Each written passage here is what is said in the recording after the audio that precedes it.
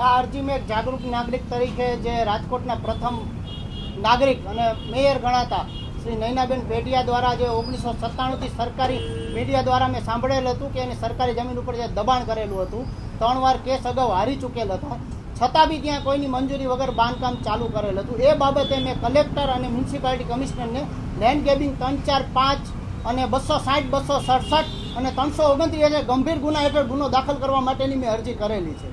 આ બાબતે મેં વારંવાર મારી સોસાયટીમાં બી અનલીગલ બાંધકામ એની વારંવાર રજૂઆત કરેલું હોવા છતાં બી કોઈ અધિકારી દ્વારા કોઈ પણ એક્શન કોઈ પણ જાતના દબાણ હેઠળ લેતા નથી. જ્યારે અમારી સોસાયટીમાં ધારાસભ્યો દ્વારા લેટર પણ લખાઈ છે ભલામણના, તો મારું કહેવાનું એમ છે કે જંગલેશ્વરમાં ધારાસભ્યો ક્યાં ગયા હતા? જ્યારે તમે ગરીબ માણસોના ઝોપડા ઉડાડો છો, જે વેરા ભરતા હતા, 15 વર્ષથી રહેતા હતા, એ માણસનું જીવન જોઈ આવો કે કઈ રીતે એ જીવે છે, છતાં બી એના તમે જો ડિમોલેશન કરતા હોય તો આ બાગડ બિલ્લા અમીરોના નક્ષત્ર છે, આ છે, કેમ તમે કોઈ કાંઈ ઉખાડી નથી શકતા? શું કામ તમે બોલી નથી શકતા? ત્યાં કેમ તમે ત્યાં દબાણમાં છો? શું કામ તમે વારંવાર નોટિસ આપ્યા છતાં બી એક્શન નથી લેતા? તો આ ઉપર અધિકારી ઉપર BNSની કલમ 198 મુજબ બી ગુનો દાખલ થાય, કારણ કે વારંવાર અરજી આપવા છતાંય અને વારંવાર નોટિસ આપવા છતાંય બી જો કાર્યવાહી ન કરે અને રાજકીય દબાણથી ફાઇલો દબાવી રાખે તો એ બી શિક્ષાપાત્ર ગુનો છે.